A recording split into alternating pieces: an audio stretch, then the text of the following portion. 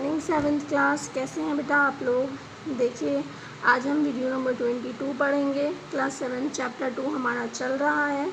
हम बेटा digestion in human पढ़ रहे थे कि इंसान के अंदर पाचन किस तरीके से होता है। हमने दांतों के बारे में पढ़ लिया और हमने ये भी पढ़ लिया था कल कि दो तरीके के प्रोसेस होते हैं पचाने के लिए, मैकेनिकल और केमिकल प्रोसेस। तो आज हम पूरे जो प्रोसेस के अंदर आने वाले जो ऑर्गन्स हैं जो काम में आते हैं डाइजेशन के लिए, उन सब के बारे में लाइन वाइज यहाँ पर पढ़ेंगे। देखिए सबसे पहला जो है, शुरुआत कहाँ से होती है खाने के पाचन की? माउथ से होती है। तो हम माउथ के बारे में पढ़ेंगे कि digestion of food begins in the mouth. अगर आपसे पूछा जाए खाने के पाचन की प्रक्रिया शुरू कहाँ से होती है, ठीक है, जो डाइजेस्टिव प्रोसेस है वो स्टार्ट कहाँ पर होता है, तो वो माउथ में स्टार्ट हो जाता है।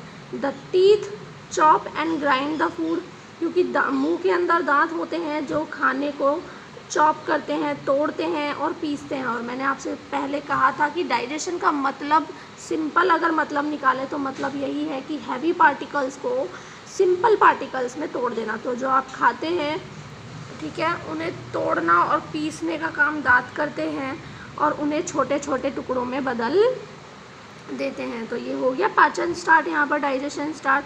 ड्यूरिंग चूइंग यानी चबाने के दौरान the food is mixed with saliva containing water, कि जब हम चबाते हैं खाने को तो खाने को चबाने के साथ उसमें लार मिल जाती है, सलाइवा मिल जाती है, कंटेनिंग वाटर जिसमें वाटर भी होता है, ठीक है। म्यूकस एंड एंजाइम्स, जिसमें म्यूकस और एंजाइम्स जो होते हैं जो हमारे लार के अंदर जीभ जो है रिलीज़ करती है, ठीक है। सलाइवरी एमाइलेज या पेटाइलिन यानी कि एमाइलेज, ये भी एक एंजाइम है, लार द्वारा निकाला गया, ठीक है। म्यूकस आप समझते हैं, जो आपका लार का बहुत गाढ़ा हिस्सा होता है। कफ आप जिसे बोलते हैं, कफ, वो मिल जाता है, एंजाइम्स मिल जाते हैं, ठीक है। अब ये जो the mucus lubricates the food, यानी कि ये जो कफ होता है ये खाने को चिकना बना देता है, जिससे सलाइवरी एमाइलेज जो होता है, जिससे खाना जो होता है ना बहुत जल्दी फिसल जाता है, उसे चिकना इसलिए बना देता है ये। Salivary amylase digest starch into simple sugar. यह बहुत इंपॉर्टेंट है कि सलाइवरी एमाइलेज जो लार होती है वो सबसे पहले स्टार्च का पाचन करने स्टार्ट करती है। जो स्टार्च होता है उसका पाचन होता है और स्टार्च किस में बदल जाती है? शुगर में बदल जाती है। जो देखो बड़े टुकड़े छोटे टुकड़ों में बदल गए, जो आपने स्टार्च खाया है वो शुगर में चेंज हो जाता है। शुगर में चेंज होते ही हम उसे क्या कहते हैं? माल्टोज कहते हैं, ठीक है।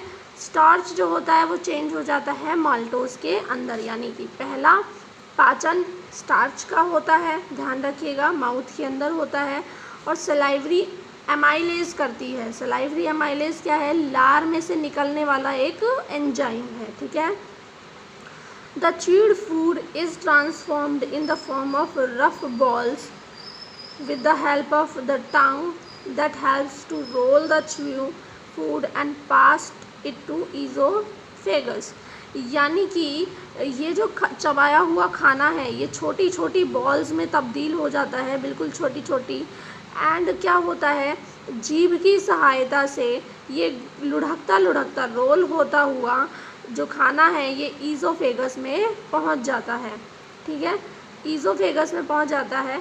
Esophagus the involuntary muscles. Involuntary muscles क्या होती हैं अभी बताते हैं हम। कॉन्ट्रैक्ट एंड रिलैक्स, ये ध्यान रखिए, contract and relax alternately to the push food down towards the stomach. अब ये जो ईसोफेगस है ना बेटा, ये एक पाइप है, ठीक है।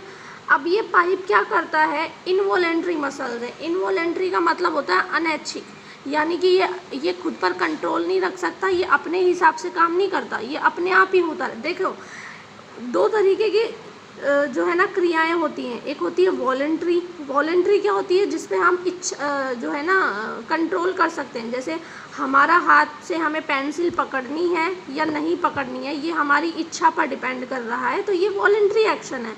लेकिन हमारा बेटा हार्ट जो है डेली पंप करता है, दिल धड़क रहा है, तो क्या आप इसे रोक सकते हैं कि भाई 1 घंटा रुक जा, थक गया तू, और फिर बाद में चल जाना? ये नहीं हम रोक सकते। तो जिन चीज़ों पे हम कंट्रोल नहीं कर सकते हैं वो है इनवॉलेंट्री एक्शंस, ठीक है।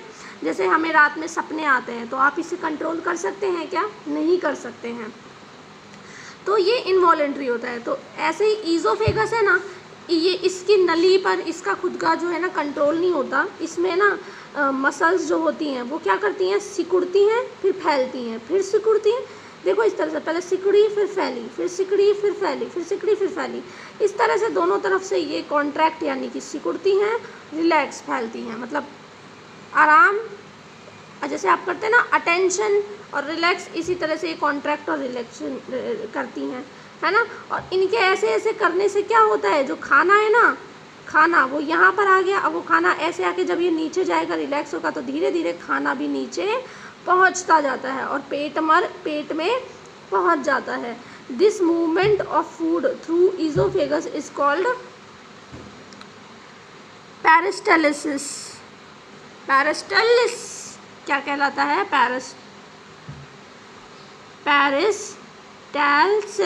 पेरिस्टाल्सिस, ठीक है। यानी कि ये जो आपकी ये जो ईज़ोफेगस मूवमेंट कर रही है ना, ये नली, इस नली को ये जो मूवमेंट होती है इसे हम क्या कहते हैं? पेरिस्टाल्सिस, ठीक है, पेरिस्टाल्सिस। अब आप सबसे पहले ना बेटा एक बार ह्यूमन डाइजेस्टिव सिस्टम को यहाँ समझ लीजिए। यहाँ देखिए, ये माउथ है, यहाँ से खाना लिया।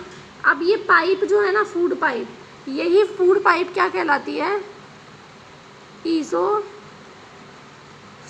कहलाती है। ओइज़ोफेगस भी कहते हैं कुछ लोग इसे, पर ओ इसमें साइलेंट होता है, तो आप इसे क्या कहेंगे बेटा? ईज़ोफेगस। अब ये ईज़ोफेगस होता है ना बेटा, आपको इसमें एक चीज़ और मैं बता देती हूँ। यहाँ पर ना 2 पाइप्स होती हैं, मतलब एक पाइप दो, यहाँ तक एक पाइप रहती है, उसके बाद ये पाइप 2 हो जाती हैं। एक पाइप तो होती है हमारे रेस्पिरेटरी सिस्टम की, यानी कि जहाँ से हम सांस लेते हैं जिस नली में से, और एक नली हो जाती है खाने की, जिसमें से खाना जाता है। तो ये जिस पॉइंट पर बेटा अलग होते हैं, उस पॉइंट को हम क्या कहते हैं? लैरिंग्स। क्या कहते हैं? उस पॉइंट को हम लैरिंग्स कहते हैं, ठीक है। इस पॉइंट में क्या होता है, जैसे ही खाना अलग हुआ, तो यहाँ से देखो, मुंह से आप सांस भी ले सकते हो और खाना भी ले सकते हो, लेकिन अंदर जा कर के ये जो खाना है ये बट जाता है, और ये जो फूड पाइप, ये जो सांस की नली है, ये अलग हो जाती है। अब देखो ये ईज़ोफेगस है, ईज़ोफेगस सीधी जुड़ी होती है आपके स्टमक से। ये आपका स्टमक है, स्टमक में खाना आ जाता है, और स्टमक से जुड़ा होता है लिवर। लिवर क्या करता है? बहुत सारे एंजाइम्स, बहुत सारे ना रस निकालता है, जिससे खाना पचता है, और फिर ये खाना कहाँ जाता है? यहाँ आता है ये खाना सबसे पहले ना, फिर उसके बाद। तो ये है आपकी इंटेस्टाइन, स्मॉल इंटेस्टाइन, और स्मॉल इंटेस्टाइन के बाद जो खाना है ना, वो यहाँ आता है इस वाली बड़ी इंटेस्टाइन में, यानी कि बिग इंटेस्टाइन। और बिग इंटेस्टाइन में खाना पच लेता है जितना उसे पचना है, और पचने के बाद जो खाना बच जाता है वो यहाँ इकट्ठा हो जाता है अनस में, और फिर वो खाना वेस्ट होता है, यानी कि वो बिना पचा हुआ खाना होता है, जिसे हम बाहर निकालते हैं, जिसे सिक्रीट किया जाता है हमारी बॉडी में से। समझ में आई आपको चीज़? तो बेटा आज हमने ज़्यादा नहीं पढ़ाया है आपको, हमने सिर्फ आपको क्या पढ़ाया है यहाँ पे आज, कि जो है ना आपका जो माउथ है उसके बारे में पढ़ा रहे हैं, और डायग्राम समझाया। तो माउथ हम कंप्लीट कर लेते हैं। देखो, the tongue is a fleshy muscular organ attach towards the back of the cavity of mouth, यानी बकल कैविटी। हमारे मुंह का जो आखिरी हिस्सा होता है उसे बकल कैविटी कहते हैं, और जो जीभ होती है ना, आगे से तो फ्री होती है, पर पीछे से जुड़ी हुई होती है हमारी बकल कैविटी के अंदर, ठीक है। ये मस्कुलर होती है, जीभ में कोई हड्डी नहीं होती, सिर्फ मसल्स होती हैं। It can be moved in the all direction, और ये किसी भी दिशा में जो है मुड़ सकती है, क्योंकि इसमें हड्डी नहीं है। The tongue besides helping us to talk also help in the mixing saliva with the food while chewing. अब ये जो जीभ है ये हमारी मदद करती है बोलने में, और ये मदद करती है हमारे खाने चबाने में, लार को मिक्स करने में, है ना। खाना जब हम चबाते हैं तो खाने में लार मिक्स करने के लिए भी जीभ काम आती है। Tongue also help swallow in the food, यानी कि उसे निगलने में भी काम आती है जीभ। Tongue helps in testing of food. अब जो टंग है ना आपकी, वो बेटा फूड को टेस्ट करने में भी काम आती है। इसमें टेस्टिंग बर्ड्स होती हैं। देखिए आप, जीभ जो होती है उसमें भी टेस्टिंग बर्ड्स होती हैं, उसमें छोटे छोटे दाने होते हैं। लेकिन आप देखिए जीभ है ना, उसका स्वाद आगे वाले हिस्से से पीछे वाले हिस्से से और साइड वाले हिस्सों से आता है। अगर आपने कोई चीज़ बीचों बीच रखी है ना, उसके स्वाद का आपको पता नहीं चलेगा।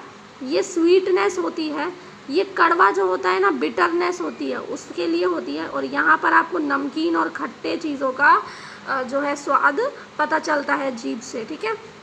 विच identifies various taste of food. अब ये जो टेस्टिंग बर्ड्स हैं, ये हर तरह का स्वाद पहचान लेते हैं। To know about the positions of taste buds let us inform the given cavity. कि हम इसमें है ना बेटा, कहा जा रहा है कि इस कैविटी में पोजीशंस होती हैं टेस्ट बर्ड्स के लिए, और वो पोजीशन मैंने आपको बता दी, आगे होती हैं, साइड में होती हैं और सबसे पीछे होती हैं। क्लियर। नेक्स्ट वीडियो में हम आगे पढ़ेंगे, ईज़ोफेगस पर जाएंगे, फूड पाइप पर जाएंगे। तब तक के लिए आप इसे पढ़ते रहिए, अपने दिमाग में बिठा लीजिए और CW के अंदर ह्यूमन डाइजेस्टिव सिस्टम का डायग्राम बनाइए। Thank you.